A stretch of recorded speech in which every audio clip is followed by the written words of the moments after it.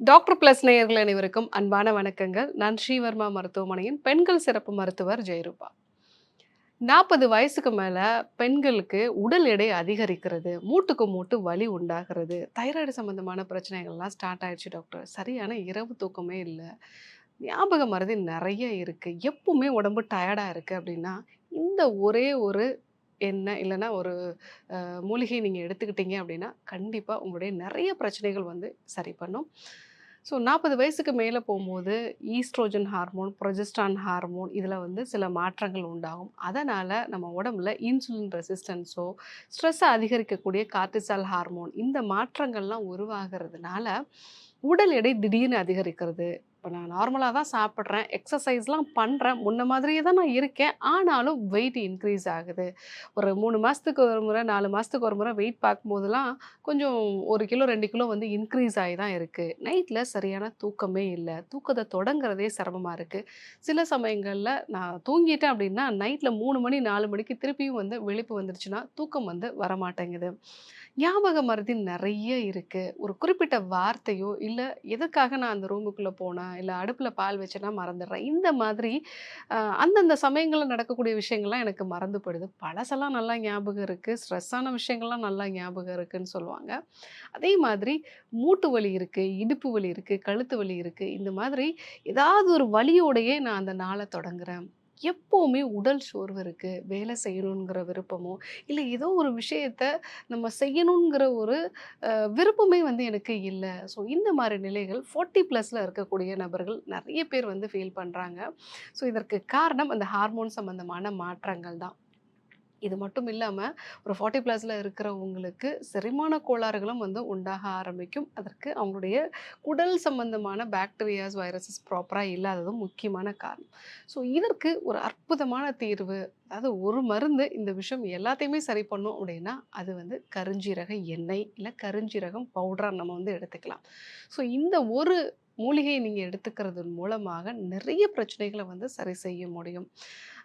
மெயினா மூட்டுகள்ல உண்டாகக்கூடிய வலி.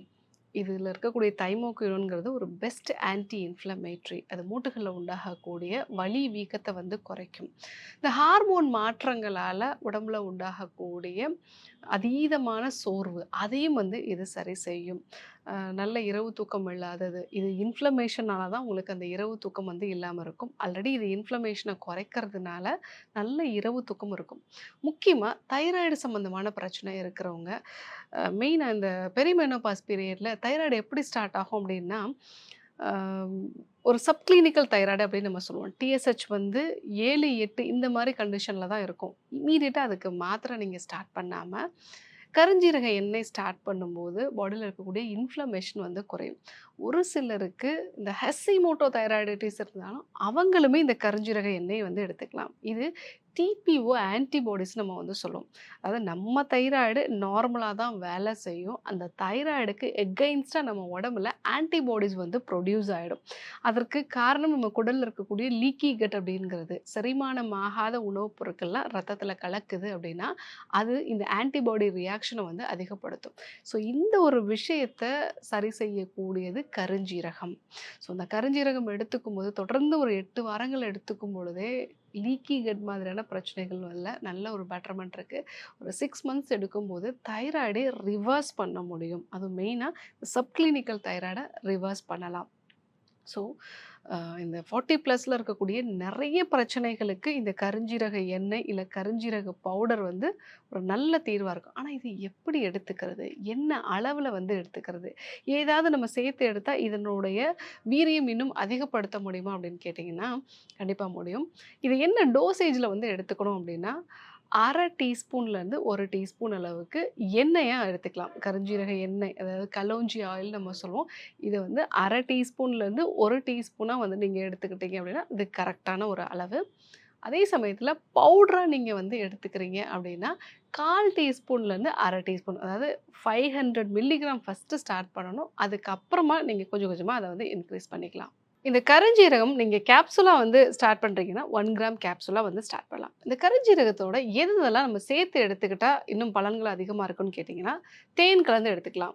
ஒரு 1/2 டீஸ்பூன் அளவுக்கு கருஞ்சீரக எண்ணெயோட தேன் கலந்து எடுத்துக்கும்போது, அற்புதமான பலன்கள வந்து குடுக்கும். முக்கியமா தைராய்டு சம்மந்தமான பிரச்சனை இருக்கிறவங்க தேன் கலந்து எடுத்துக்கிறது நல்லது. அதுவே கருஞ்சீரகம் நீங்க வந்து பொடியாக்கி எடுத்துக்கிறீங்க, பவுடர் ஆக்கி வந்து எடுத்துக்கிறீங்க அப்படின்னா, அது கூட மஞ்சள் சேர்த்து வந்து எடுத்துக்கோங்க. முக்கியமா கேன்சர் மாதிரியான பிரச்சனைகள் எனக்கு வரக்கூடாது. மூட்டு வலி வந்து எனக்கு சரியாகணும்.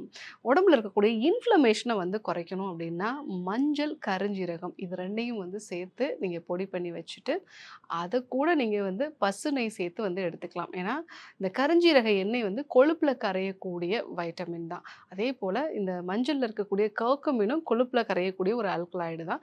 ஸோ இது கூட நீங்க பசு நெய் சேர்த்து எடுத்துக்கும்போது, அதனுடைய பலன்கள் வந்து அதிகமா இருக்கும். ஸோ உடல்ல உங்களுக்கு இன்ஃப்ளமேஷன குறைக்கணும், கேன்சர் சம்மந்தமான பிரச்சனைகள வராம தடுக்கிறதுக்காக நீங்க எடுத்துருக்கீங்க அப்படின்னா, இந்த மாரியான ஒரு மெத்தட்ல நீங்க வந்து எடுத்துக்கலாம். அதேபோல இந்த கருஞ்சீரக எண்ணெய நல்ல ஒரு ஃபேட்டியான ஃபுட்டோட வந்து மெயினா இந்த அவகோடாவோட வந்து எடுத்துக்கிறது, இல்ல பசு நெய் சேர்ந்த ஒரு வெதுவெதுப்பா வெந்நீர்ல கொஞ்சம் பசு நெய் சேர்த்துட்டு, அது கூட நீங்க இந்த கருஞ்சீரக எண்ணெயும் சேர்த்து எடுத்துக்கிறது. அந்த மாரி எடுத்துக்கிட்டாலும், உங்களுடைய ஸ்கின் சம்பந்தமான பிரச்சனைகள்ல நல்ல ஒரு மாற்றம் வந்து இருக்கும். இன்னும் சொல்லப்போனா, உடம்புல சத்து குறைபாடுகள் இருக்கு, செரிமான கோளாறுகள் இருக்கு அப்படின்னா, இந்த மாரியான ஒரு மெத்தட்ல நீங்க வந்து எடுத்துக்கலாம். ஸோ கருஞ்சீரகத்த பொறுத்தவரைக்கும், அது ஒரு அற்புதமான மூலிகை. அது மரணத்த தவிர மத்த எல்லா நோய்களையும் சரி செய்யும் அப்படின்னு சொன்னாலும் கூட, அத கரெக்ட்டா எடுத்துக்கிட்டோம் அப்படின்னா தான் அதனுடைய பலன்கள் வந்து கிடைக்கும். ஸோ இன்னைக்கு 40 ப்ளஸ்ல இருக்கிறவங்க கண்டிப்பாக எடுக்க வேண்டிய ஒரு பொருள், ஒரு மூலிகை அப்படின்னா, இந்த கருஞ்சீரகம் தான். அது எப்படி எடுக்கணும்? என்னென்ன கண்டிஷன்ல வந்து நம்ம எடுக்கலாம்? எந்தெந்த துணை பொருளோட சேர்த்து எடுத்துக்கணும் அப்படிங்கிறத நம்ம தெரிஞ்சுக்கிட்டோம். கண்டிப்பா ஃபாலோ பண்ணுங்க. 40 ப்ளஸ்ல வலியோட கஷ்டப்படக்கூடிய உங்க ஃப்ரெண்ட்ஸ் யாருக்காவது இந்த வீடியோ வந்து அனுப்பி வைங்க.